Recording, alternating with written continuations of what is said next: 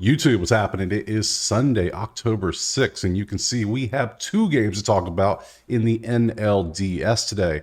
The Mets and Phillies. Mets are up 1-0, and Padres, Dodgers up 1-0. So we'll talk about these two games. We'll look at the betting information. We'll look at stats, a little different than we've been doing. Spreadsheets pretty much useless now because we're in the playoffs, so it doesn't matter what you did 15 games though. I care what you did now. So we'll look at props, we'll look at everything and make some picks. So we'll go from there. So let's go ahead and jump to that first game right now. All right, we're going to start off with the Mets and the Phillies. We can see that the Phillies are currently favored and their 8 is the total right now. What we're going to do is head over to the box score instead of the stats, because my stat sheet doesn't really work well in the playoffs. It's great for that day-to-day grind with the trend lines in the 7 games and 15 games. But here, we can use something good because we can see not only how did the last game go, we can see exactly when each run was scored, mainly after that bullpen came in, of course, but then we can come down and see how the batters did, and we can see how they've been doing in the playoffs. Like right now, Lindor is only batting $167.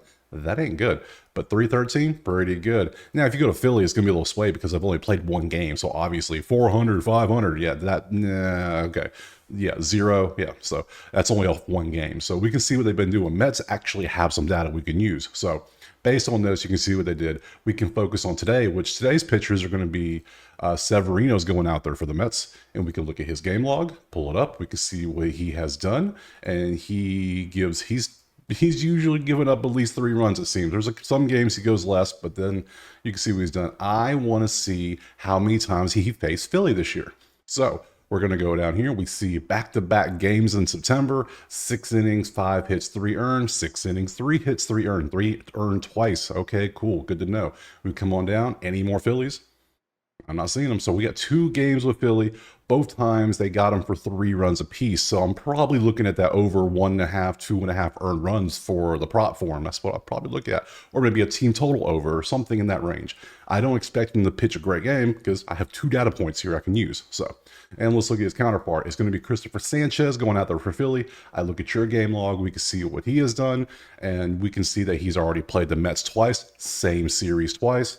5 innings, 3 hits, 2 earned, 7 innings, 6 hits, 1 earned. Better outing for him. So right there, I'm already leaning Philly money line first 5. I am fading the hell out of some bullpens, let me tell you. So have you faced them any more times? Any more Mets on here? There's another Met right there. 5.27 hits, 3 earned. See? So they got him a little bit. So both pitchers have shown they can give up runs. He has 3 data points now. That's a little bit better of a sample size versus, so he's given up 1, 2, and 3. 7 strikeouts, and 5 strikeouts. So I'm inclined to believe he's going to be at least 6+ strikeouts also. So, all right, let's pop over to the actual props now. We're going to start with, let's start with Sanchez since we're talking about him. His history versus these Met batters. We can see what they've done. 286 over 7 at bat, 0, 222 and 18 at bats. That's not that good for a polar bear. But only 1 home run. 503, not enough. 333, that's not enough.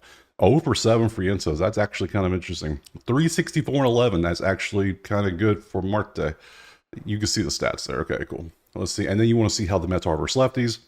They're kind of split now. They were leaning heavily one side to start the year. Now it's playoff time. Things have settled in. So outs.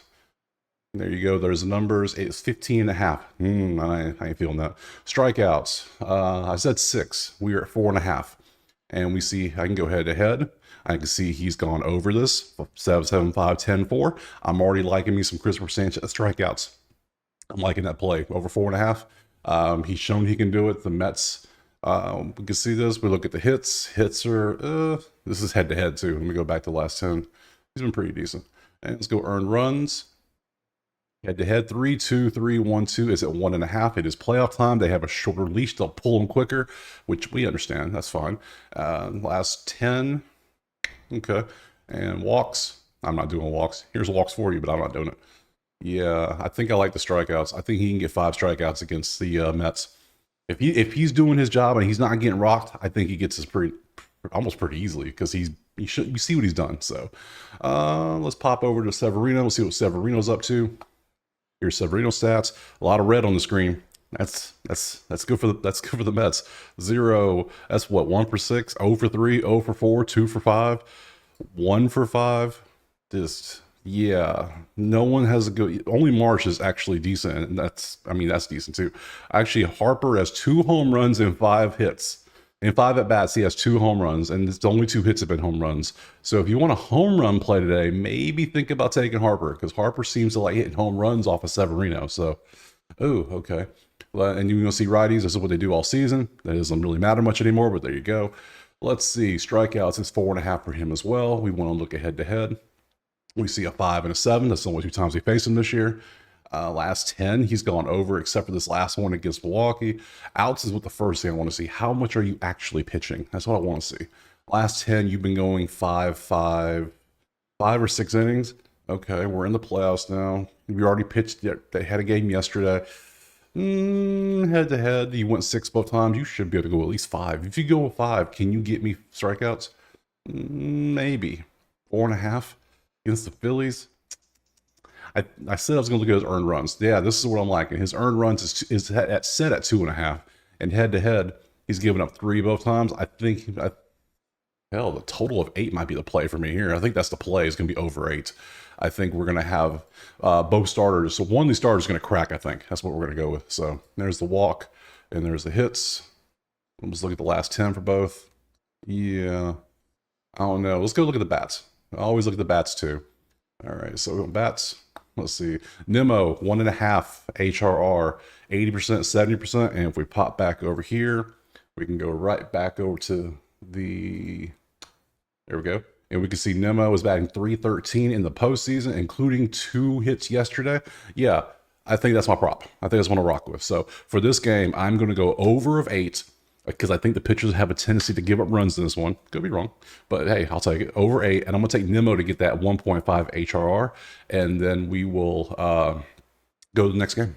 All right, next up we got the Padres and the Dodgers. What a fun game yesterday. Today, Dodgers are 140 with another 8 total. So let's pop over to that box score. We can see all the damage was done literally in the first 5 innings. After that, the bullpen came in and did their jobs. So this was where all the damage was done. We can see what the teams have been up to. Looking at San Diego, look at the numbers.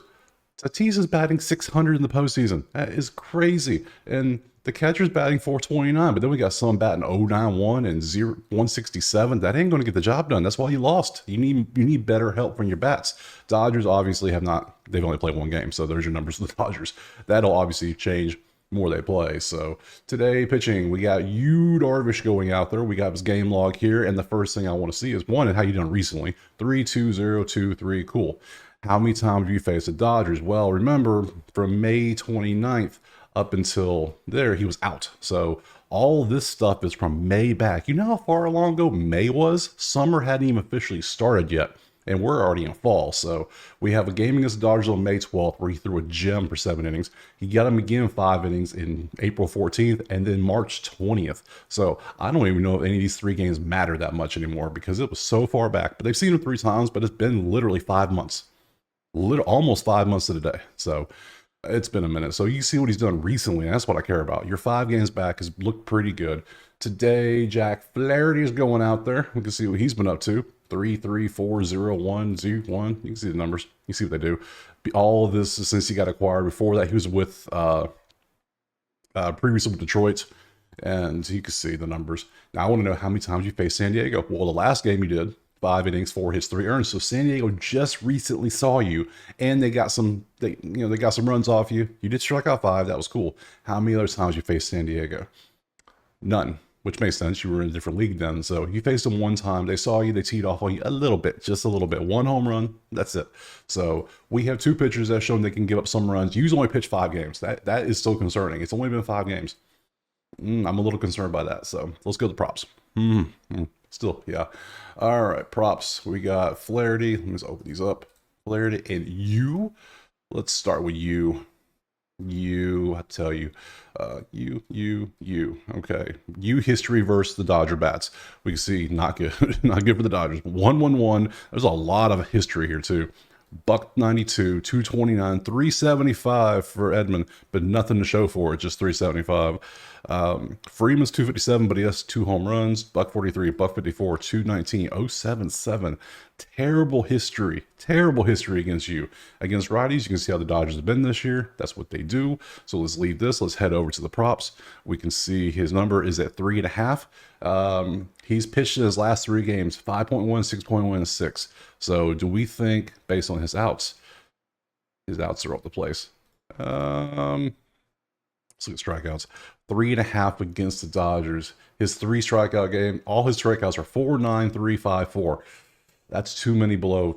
Yeah, he struck out 9 White Sox. White Sox, that was literally the last 10 days. They didn't care. So, all right. Hits, pretty decent. Do you think Yu's going to do his job? If he does his job, I think earned runs, 2.5 under might be the play because he has such a great history. And they got early runs last time. I like this play. I think under 2.5 earned runs for you might be the move based on his history versus the Dodger bats, obviously. Let's pop over to the other side. And this is going to be Flaherty. Let's look at Flaherty's info. History versus San Diego. Okay. Louis got a 429, but Louis has a high average against everybody. 333, 500, 0 for 6 for Cronenworth, 250. You see 364 over 11 with 2 home runs for Profar. If you want a home run, dude, that might be your guy right there. And then Tatis is 667 with 1 home run and 6 at bats. So, okay, Tatis is still balling out. So he's 600 in the playoffs. He's 667 versus Flaherty. I think he's going to be my batting prop. Just going to have to ride if he's hot, he's hot. You got to ride it when it's hot, right? So, all right, let's look. And then you want to see how they've been against righties. There you go. There's your numbers. It's season long. Don't really care that much. Let's see. Strikeouts.